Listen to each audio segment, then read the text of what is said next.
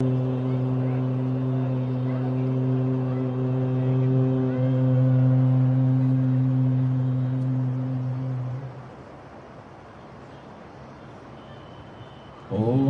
इन्द्रं वर्धन्तो अक्तुरः कृण्वन्तो विश्वमार्यं अपगनन्तो अरावणः।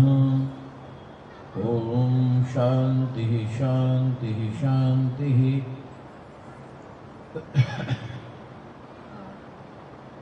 पवित्र वेदी पर विराजमान सम्माननीय पंडित कंचन कुमार जी और उनके सभी साथी, जिनका सुंदर संगीत के साथ आपने भजन उपदेश सुना, जिन्होंने बहुत अच्छे से सुलझा हुआ संदेश दिया, गुरुकुल द्रोण स्थली से पधारी हुई आचार्य दीप्ति जी और हमारी दूसरी ब्रह्मचारिणी मधु आर्या जी, आर्य प्रतिनिधि सभा छत्तीसगढ़ के सम्माननीय अधिकारीगण, सम्माननीय उप प्रधान जी, मंत्री जी, कोषाध्यक्ष महोदय, आर्य समाज बिलासपुर के सम्माननीय प्रधान जी श्रीमान सुधीर कुमार जी, इस कार्यक्रम की आयोजन समिति के अध्यक्ष सम्माननीय भ्राता सौमित्र जी, अन्य सभी उनके सहयोगी अधिकारीगण, पुरोहित, धर्माचार्य, महानुभाव, आर्य समाज एवं सामाजिक धार्मिक संगठनों के अधिकारीगण, प्रबुद्ध और जागरूक धर्म के अभिलाषी सज्जनों, वंदनीय पूजनीय श्रद्धेय मातृशक्ति प्यारे बच्चों, नौजवान साथी, महर्षि दयानंद सरस्वती का जीवन बहुत पवित्र जीवन था और अगर दो लाइन में कहें तो ये कहा जा सकता है, सारी दुनिया को देखा है हमने, कोई नजरों में जचता नहीं है, एक दयानंद ऐसा मिला है जिसके जीवन में धब्बा, पूरा जीवन पवित्रता से जिया। जीवन के दो लक्ष्य थे। पहला लक्ष्य था कि हम मृत्यु को जीतेंगे, मृत्यु को जानेंगे। अभी बच्चों में से आवाज आ रही है, इनको जरा सभागार में भेज दो। इन बच्चों को सभागार में भेज दो या बिठा लो थोड़ी देर। मैं ज्यादा देर नहीं बात करूंगा अभी, क्योंकि नीतिकारों ने बड़े उपदेश किए हैं सुनाने और सुनने के लिए भी, किन किन को सुनाना चाहिए, किन किन को नहीं। तो इस समय ऐसी स्थिति है कि ज्यादा देर आपको नहीं सुना सकते। आप थोड़ा सा मन बनाइए कि बस एक संदेश, ज्यादा नहीं, और वो भी सारांश में। जीवन के दो लक्ष्य थे महर्षि दयानंद के। पहला, मृत्यु क्या है, मृत्यु को जानेंगे और मृत्यु को जीतेंगे। जीवन का दूसरा लक्ष्य था, ये सच्चा शिव कहां रहता है, उसे पाकर रहेंगे। ये जीवन के दो लक्ष्य थे। इन दोनों लक्ष्यों की प्राप्ति के लिए घर छोड़ दिया और उन सभी स्थानों पर गए जहां जहां इन प्रश्नों के उत्तर मिलने की संभावना थी, पर उन्हें अपनी जीवन की यात्रा में गुरु विरजानंद से पहले इन दोनों प्रश्नों का समुचित उत्तर कहीं भी नहीं मिला। इन प्रश्नों का उत्तर गुरुवर विरजानंद जी महाराज के पास जाकर मिला और जीवन के दोनों उत्तर मिल गए। और देखो, दोनों उत्तर मिल ही नहीं गए, दोनों उत्तरों पर विजय प्राप्त कर ली। मृत्यु को जान लिया, मृत्यु को जीत लिया, ईश्वर को जान लिया, ईश्वर को पा लिया। और देखो, जीवन का सबसे बड़ा लक्ष्य होता है ईश्वर को पाना, और जब ईश्वर मिल जाए फिर कुछ और पाने की जरूरत, बोलो एक बार, नहीं रहती। यह है दयानंद जी महाराज का जीवन। हमारे सौभाग्य के लिए गुरु शिष्य का मिलन हुआ, जिसकी चर्चा आचार्य दीप्ति जी कर रही थी। हमारे सौभाग्य के लिए मथुरा में गुरु विरजानंद और महर्षि दयानंद दोनों मिले, ये आप अपना सौभाग्य मानना, क्योंकि इन दोनों में से कोई भी मथुरा का रहने वाला नहीं है। एक भारत के इस कोने का है और इस भारत के उस कोने का है। एक पंजाब में जालंधर में करतारपुर का रहने वाला है, और एक गुजरात में मौरवी राज्य में टंकारा का रहने वाला है। अरे ये तो दोनों का संयोग हुआ प्रभु की कृपा से, तो हमारे सौभाग्य के लिए उनका मिलन हुआ। और नहीं तो भारत देश में कहीं कहां विकास दिखता है, कहीं कुछ नहीं दिखता। प्यारे बंधुओं, में सारांश में ये बात आपको कह सकता हूं, आप कितना समझेंगे।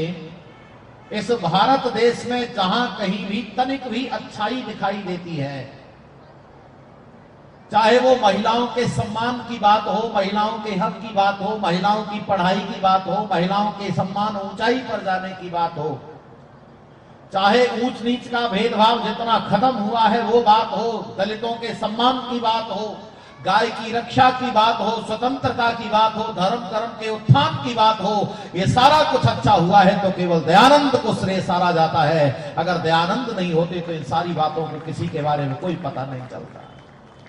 महर्षि दयानंद जी महाराज गुरु दक्षिणा में अपने जीवन को देते हैं, और जीवन को देने के बाद निकलते हैं, और उन्होंने संसार के कल्याण के लिए, देखो मैं थोड़ा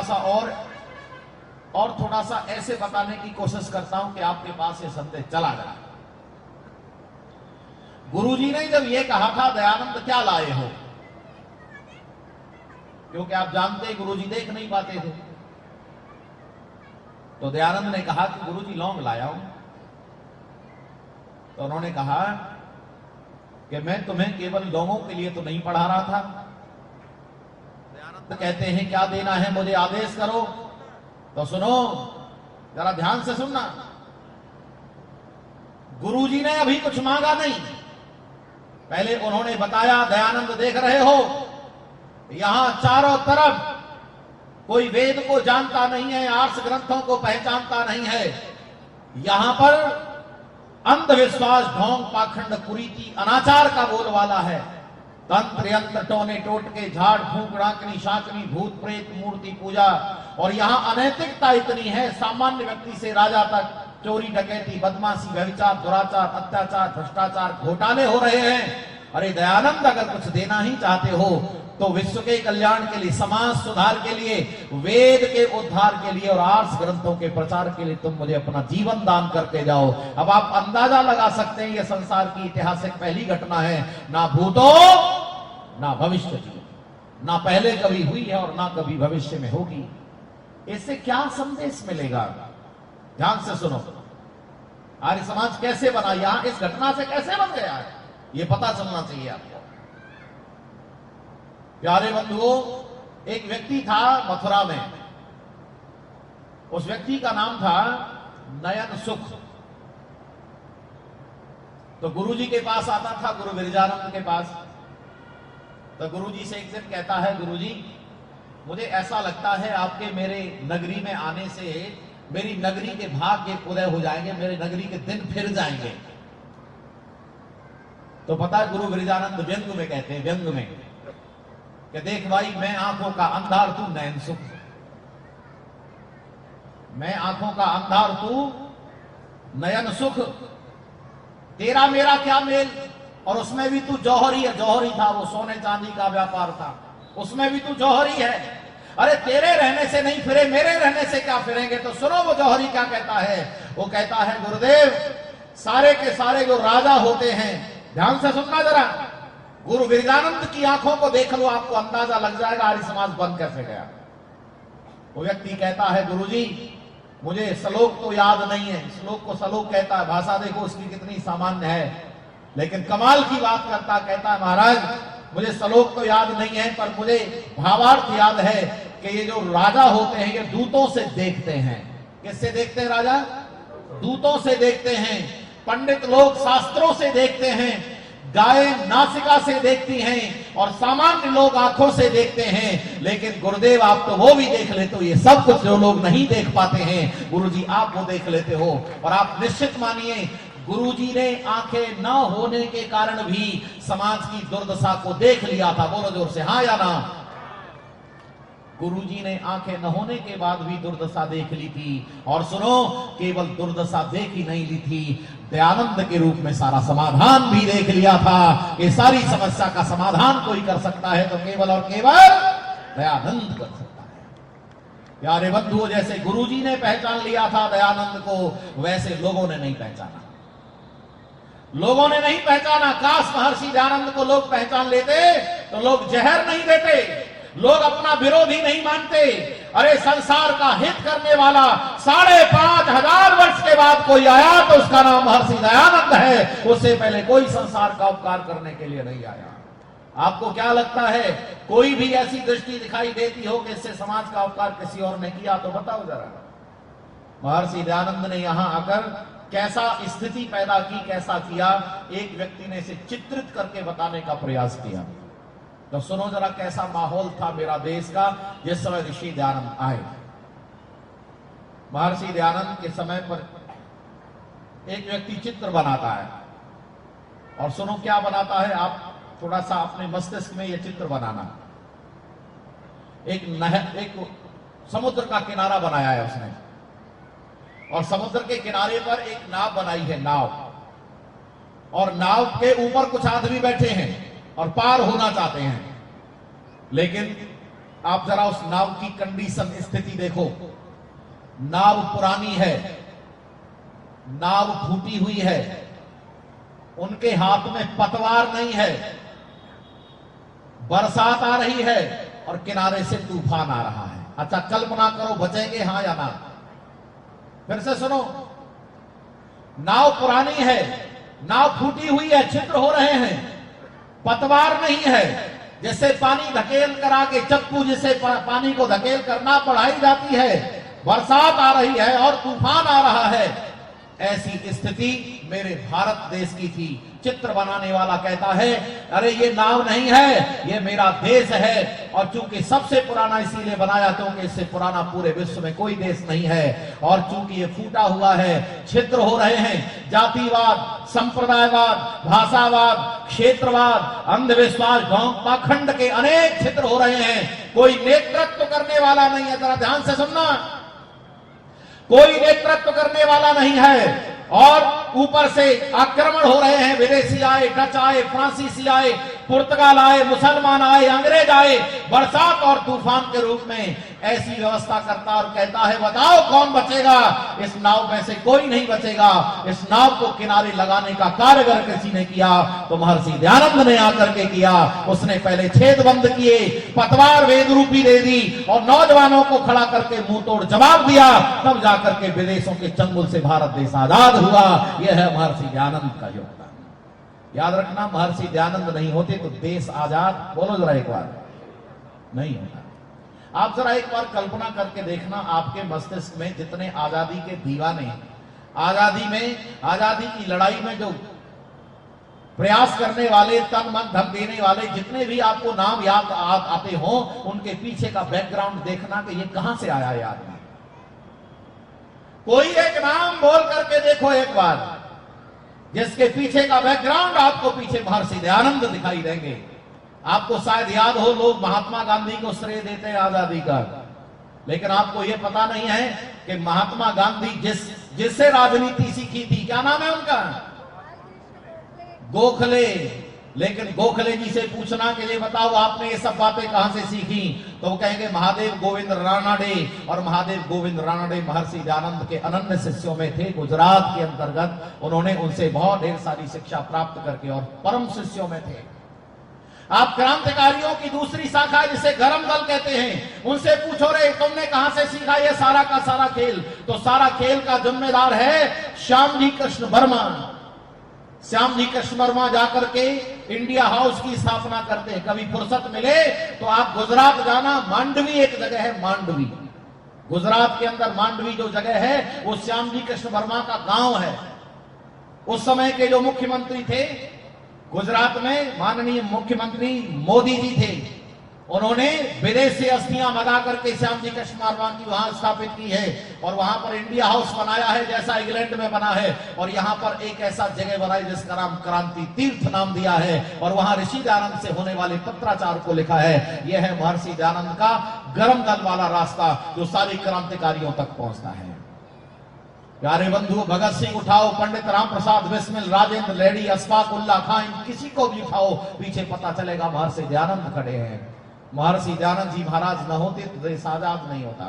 महर्षि दयानंद नहीं होते तो इन बेटियों बहनों को जो पढ़ने का अधिकार मिल गया ये प्राप्त नहीं होता।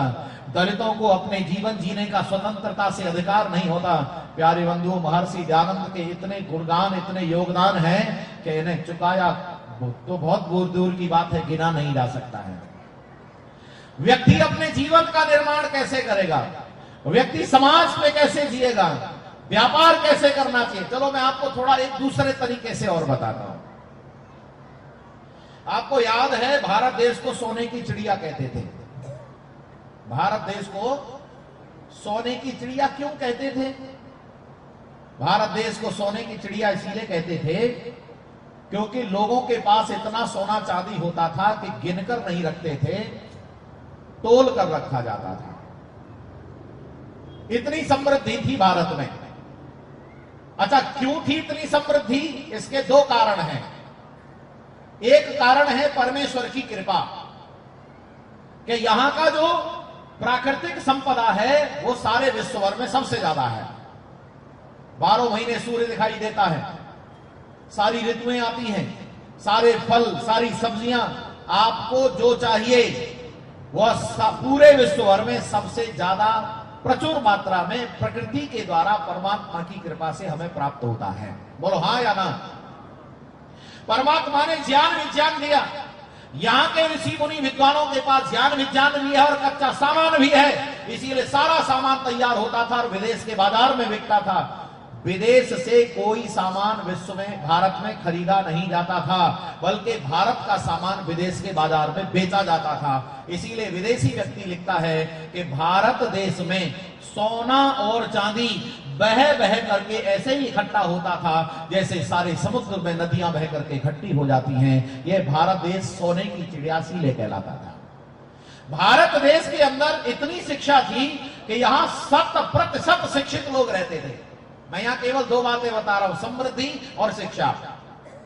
लेकिन आपको याद है जिस समय यहां से अंग्रेज चला गया, भारत देश को आजाद करके अंग्रेज चला गया, तब आप अपने देश की स्थिति जरा बताओ। जिनकी अवस्था 60-70 साल है, जिनकी अवस्था 60-70-80 वर्ष है, संभव है उनको अनुमान होगा यहां भारत देश ऐसा हो गया था अंग्रेज के जाने के बाद कि लोगों के पास गेहूं की रोटी खाने को नहीं रही। बताओ मैं ठीक कह रहा हूं क्या? आप कभी दिल्ली से कलकत्ता की यात्रा करना, सबसे ज्यादा अंग्रेजों से प्रभावित क्षेत्र है दिल्ली से कलकत्ता। हम उस रास्ते में आते हैं ब्रज के लोग। हमारे यहां गेहूं की रोटी बनती थी तो कब बनती थी? जब रिश्तेदार आता था। बच्चे लोग गेहूं की रोटी खाने को तरसते थे कि भाई आज रिश्तेदार आया है, हो सकता है आज कोई टुकड़ा खाने को मिल जाएगा। क्या मैं ठीक कह रहा हूं? आवाज नहीं आ रही। प्यारे बंधुओं, लोगों के पास कपड़े नहीं थे। कपड़े, शादी में जाते थे तो कपड़ा मांग कर ले जाते थे कि भाई तुम शादी नहीं जा रहे हो, अपना कुर्ता हमें ही दे दो। शादी में जाकर पहनते थे, फिर उसका रोल करके लगा लेते थे बगल में, खराब नहीं हो जाए भाई उसका देना है। ओहो, सोने की चिड़िया वाला देश ऐसी स्थिति में कैसे आ गया? प्यारे बंधु, यहां जो भी आया है, डच आए, फ्रांसीसी आए, पुर्तगाल आए, मुसलमान आए, अंग्रेज आए, और जो भी आया वो भारत को लूटने के लिए आया। भारत का भला किसी भी नहीं किया है। भारत का भला किसी ने नहीं किया है। भारत का भला अगर ईमानदारी से किसी ने किया है तो महर्षि दयानंद जी महाराज ने भारत को जगा करके किया है। तब जाकर के भारत देश की स्थिति सुदृढ़ हुई है। यहाँ प्रकृति की संपदा इतनी ज्यादा है। प्यारे बंधु, अगर घोटाले बंद हो जाए ना तो आज भी अगले 5 साल में भारत फिर से सोने की चिड़िया बनने की ताकत रखता है। देखो क्या कह दिया मैंने, क्योंकि यहां कोई कमी नहीं है। यहां अनाज, फल, सब्जी, संपदा की कोई कमी नहीं है। यहां कमी है तो केवल दिमाग खराब हो गया है, दिमाग ठीक करने की कमी है। दिमाग ठीक हो जाएंगे, भारत देश फिर से विश्वगुरु बन जाएगा। भारत देश में कुछ स्थितियां बहुत अच्छी हुई हैं पिछले कुछ पंचवर्षीय योजनाओं में। इसके लिए हमें सरकारों को धन्यवाद देना चाहिए। लेकिन चूंकि यह राजनीतिक विषय नहीं है और यहाँ पर इस समय आचार संहिता लगी है, इसीलिए हम बहुत बातें उधर नहीं करेंगे। हम केवल सीधी सीधी आपको बात बताएंगे और समापन करेंगे। अब उपसंहार की ओर ले चल रहे हैं। दे रही हो आंधियां जब मुश्किलें, दे रही हो मुश्किलें जब द्वार पर दस्तक तुम्हारे, दे रही हो मुश्किलें जब द्वार पर दस्तक तुम्हारे, तुम नहीं उठे तो फिर सारा जमाना क्या कहेगा। बहारों को खरा नीलाम जब पतझड़ कर रहा हो, अरे तुम नहीं उठे तो फिर ये आसियाना क्या कहेगा। बुलबुलो घर तुम्हारा चमन लुट गया, आसियाना बनाने कहां जाओगे।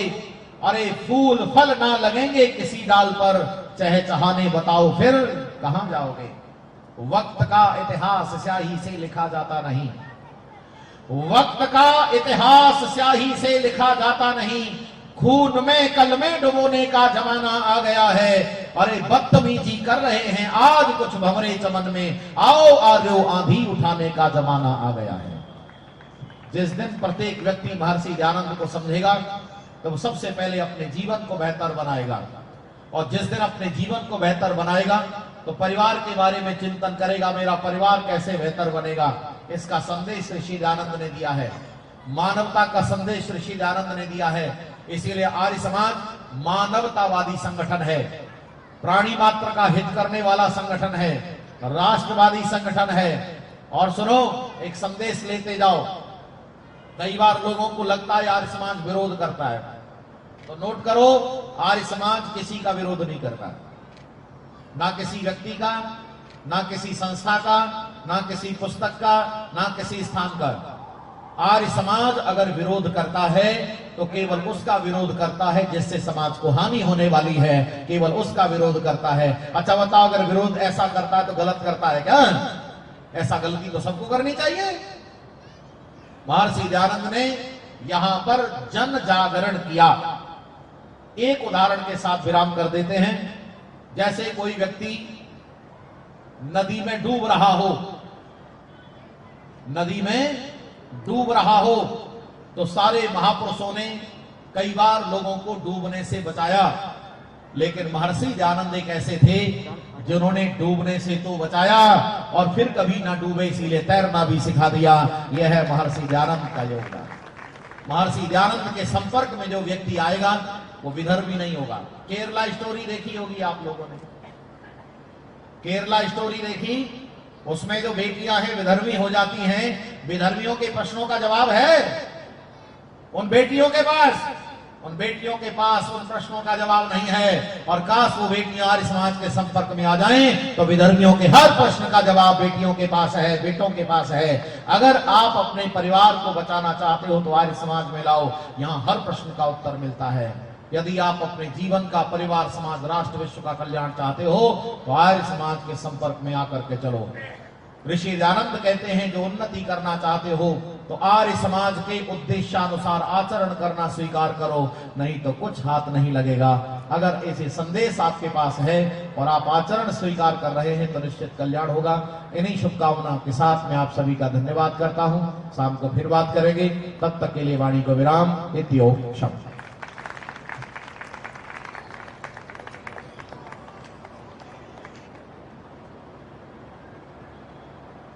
ओम